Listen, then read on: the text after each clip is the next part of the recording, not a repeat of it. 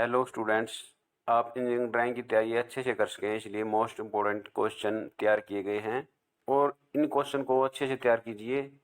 और इन्हीं क्वेश्चन पर आधारित टेस्ट तैयार किया गया है और इस टेस्ट का लिंक इस वीडियो के डिस्क्रिप्शन में दिया गया है। फर्स्ट क्वेश्चन है आपका, ड्राइंग की आउटलाइन किस ग्रेड की पेंसिल से बनाई जाती है? या फिर 2H ग्रेड की पेंसिल से बनाई जाती है आउटलाइन। आईएस विशिष्टता के अनुसार विभिन्न प्रकार के रेखाचित्र पर पट पर उपलब्ध होते हैं। इनमें से D2 का आकार निर्दिष्ट रेखाचित्र पट कौन सा होता है? ये होता है आपका 500 इंटू 350 mm इंटू 15 mm। पहले भी रिपीट हो चुका है क्वेश्चन ये। नेक्स्ट क्वेश्चन है, एक रेखाचित्र को 50:1 के मापन पर बनाया गया है तो उसका सतह का आकार कौन सा दर्शाया गया है? इसमें 50 इसका वस्तु का आकार दर्शाता है। उस उपकरण का नाम बताइए जिसकी सहायता से निश्चित अनुपात में किसी वस्तु के वास्तविक रूप को काल्पनिक रूप में प्रदर्शित किया जाता है। पैमाने द्वारा कोई भी चित्र बनाएंगे पैमाने से बनाएंगे। ड्राइंग बनाते समय कई प्रकार की ऐसी स्थिति उत्पन्न हो जाती है जब कोण बनाने के लिए चांदा उपलब्ध नहीं होता है, तो ऐसी स्थिति में किस प्रकार के पैमाने का उपयोग किया जाता है? उसमें जीवा पैमाना यूज करते हैं।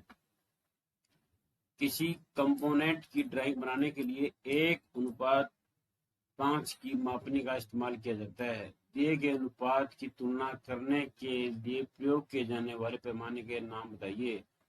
तुलना करने वाले पैमाने का नाम इसको बोलेंगे हम 1:5। लघुकरण पैमाना हो गया, इसको हमने इसको कम कर दिया 1:5 में।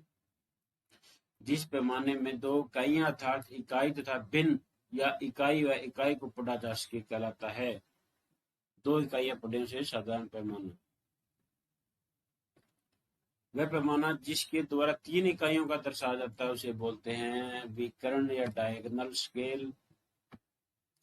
तो भिन्न भिन्न इकाइयों का माप लेने के लिए किस प्रकार के पैमाने का प्रयोग होता है? भिन्न भिन्न आ गया तो तुलनात्मक पैमाना बोल लेंगे इसको। ए प्रकार के अक्षर की ऊंचाई h के अनुसार दो शब्दों के मध्य की दूरी d क्या होगी? d होगी 6/14h। नेक्स्ट क्वेश्चन, ये पहले भी रिपीट हो चुका है। सर्कल के अंदर ये x क्या दर्शाता है? ये दर्शाता है जीवा को। नीचे दिए गए प्रक्षेप को पहचानिए। क्या है ये? ये है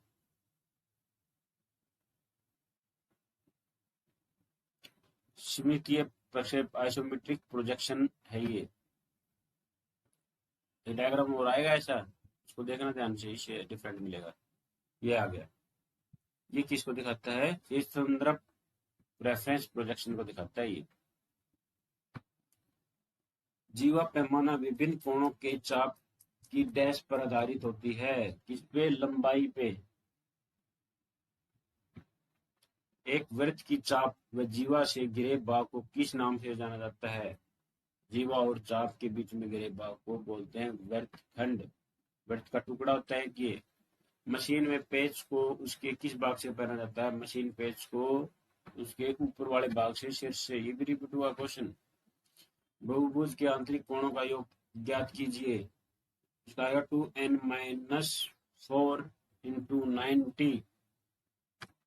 ये भी रिपीट हुआ क्वेश्चन। सीमित प्रक्षेप में विमाएं वास्तविक विमाएं कितने प्रतिशत कम होती है? ये भी रिपीट हुआ है 18.4। निम्नलिखित में से पूर्ण पैमाने अनुपात को पहचानिए। 1:1, 1:1 ही इसका पूर्ण पैमाना है।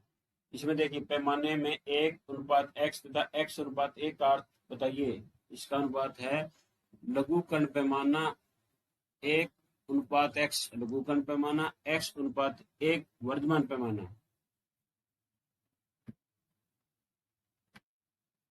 जिस समतल में प्रक्षेप बनता है उसे कहते हैं बेस। कौन सा बेस? प्रोजेक्शन बेस या प्रक्षेप तल। एलईडी एक प्रकार का सेमीकंडक्टर है जो कि चमकदार रोशनी पैदा करता है। चित्र में दिए गए एलईडी के इलेक्ट्रोड में से एनोड कौन सा है? इस क्वेश्चन में डायग्राम नहीं शो हो रहा है, इसका आंसर बी है। सामान्यतः वायर गेज तार का व्यास मापने का काम आता है। तो इसमें बताइए सबसे निम्न गेज का वायर कौन सी है? जैसे जैसे नंबर बढ़ेगा वायर का साइज घटेगा। इसके अंदर निम्न गेज की वायर है 6। नेक्स्ट क्वेश्चन, अत्यंत शुद्धता से सूक्ष्म माप लेने के लिए किस प्रकार के पैमाने का प्रयोग किया जाता है? वर्नियर पैमाना, वर्नियर स्केल। विकर्ण पैमाने का सिद्धांत किस पर आधारित है? विकर्ण पैमाने का सिद्धांत होता है, ये होता है त्रिभुज के आकार का विकर्ण पैमाना, समान त्रिभुज के सिद्धांत पर। ये आपके 25 क्वेश्चन थे, सभी सेट ध्यान से रिवाइज कीजिए। आपके सीबीटी एग्जाम के लिए ये क्वेश्चन मोस्ट इम्पोर्टेंट हैं।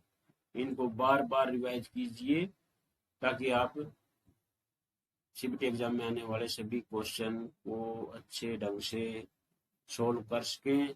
धन्यवाद।